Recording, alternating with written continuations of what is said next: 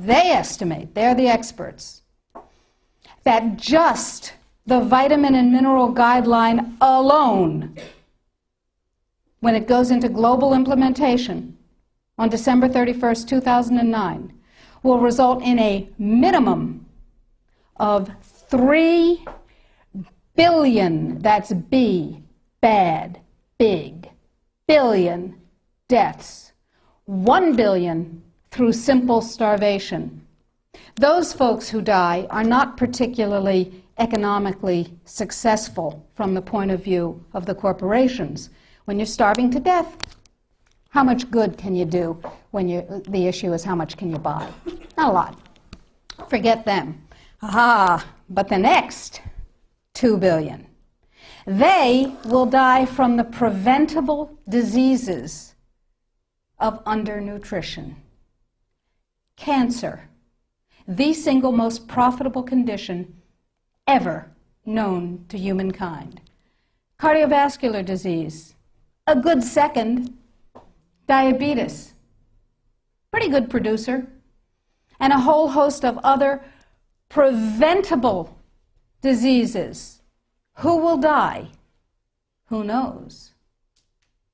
Who will live? Probably those people who are wealthy enough and powerful enough to have their own pushers of clean food and nutrients. That's who will live. You and I? Probably not. Our children? Probably not. Our grandchildren? Probably not. So we're talking about food regulations that are in fact the legalization of mandated toxicity and undernutrition. It will be illegal if there's a famine in, wherever there's a famine, to ship high nutrient density biscuits to that country, and it will be illegal to distribute them. That's what we're talking about. Codex is big and it's bad, but it's not invulnerable.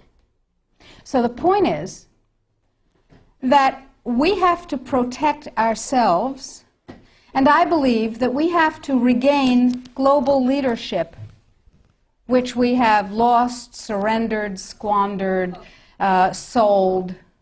No global. No, we have. We have sold. Just joining the World Trade Organization surrendered our sovereignty. However, parenthetically, I have a team of constitutional lawyers looking at the following question. Are we members of the WTO? Because if you remember from high school civics, the way you get a treaty to be a real treaty is to have it ratified by a 2/3 majority of the Senate. And the way we got into the WTO was they passed a law allowing Bill Clinton to fast-track us into the WTO. That's not a treaty. We're not in the WTO. All right.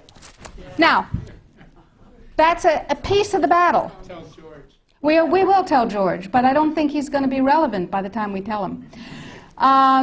So that's a piece of it, but that's not going to save our lives right now, because do you know, picture in your mind a wasp or a bee trap where the insect voluntarily goes down the funnel and then can't get up out of the trap again? That's Codex. A regular law can be overturned, it can be repealed, it can be corrected by another piece of legislation. But once we become Codex compliant in any area, as long as we're members of the WTO, it can never be repealed because we have lost the sovereignty to become un-Codex compliant as long as we're in the WTO. So it's like going down that funnel and not being able to get up out of it. So it's very important that we make sure that we do not become Codex compliant. But then we'll be hit with all those big trade sanctions and the country will be destroyed economically, right? No. Remember surprise? One of the principles of war? Remember mass, where you take your strength and put it against the enemy's weakness? Well, here's what we've done. We have a team of lawyers who have spent hundreds of hours with us pro bono. These are good guy lawyers. These two gentlemen and we have spent hundreds of hours studying Codex, understanding its weaknesses, a lot of weaknesses, and constructing a strategy which will take the sucker down. It will take it down. But I need you. You are people that other people come to for information about safe, healthy food and nutrients. You are ready-made dissemination points. You are the 1,000 million, 100 million points of light. Here's what is happening. Every country in the world has to be Codex compliant in order not to get hit by WTO trade sanctions, as I told you, if they're members of Codex in the WTO. And there are a few countries that are not, but I guarantee you they're not of any major significance. So, the question is, what does Codex compliance mean? Well, most people, most countries, most legislators believe that it means they have to adopt as their national standard on that particular subject what Codex ratified. But that's not the case any more than we're in the WTO. That's not the case either. What it means is that the format, the issues, and the subjects covered by a Codex guideline, standard, or regulation have to be addressed in the country's guideline, standard, or regulation on the same topic.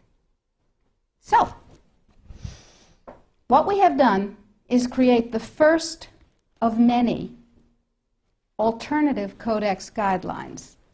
You can go to our website, www.healthfreedomusa.org, and you will see a little button on the upper right-hand side that says, Sign the Citizens Petition.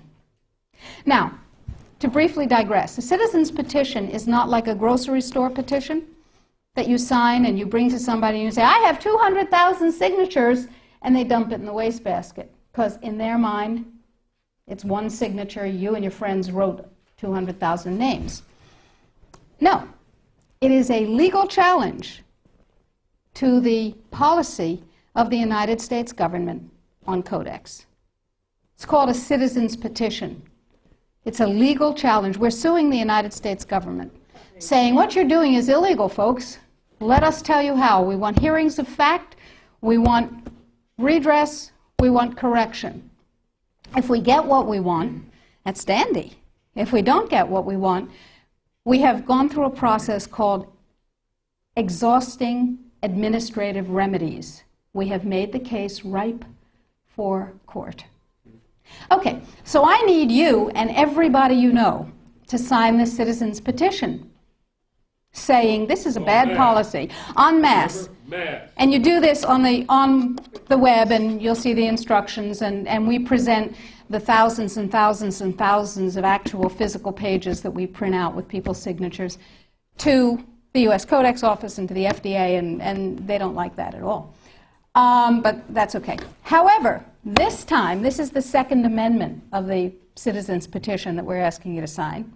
This time, the revised Vitamin and Mineral Guideline is part of it. It's part of the lawsuit saying this needs to be U.S. policy. The more voices that say, this is what I want, and you work for me, Mr. and Mrs. Bureaucrat and Mr. and Mrs. Congressman, Mr. and Mrs. Senator, the more voices, the more weight. So step number one is read and sign the citizen's petition. Step number two is disseminate the information, the web link. Tell everybody you know. Put it out in your office. Get your patients, your friends, your neighbors, your suppliers to sign the citizen's petition. And your suppliers, the companies that you use, are going to tell you that you're out of your minds. They will tell you that Codex is not a problem. And they will tell you, anybody here have a dog? Okay. Dog owners know that you ask a dog to heel, sit, down, stay. That's Codex in this country and worldwide. Because the more people who are in Codex coma, the less trouble they have getting this through. So the NNFA, anybody here ever heard of the NNFA? Everybody's heard of the NNFA. Did you know that the members of the NNFA are not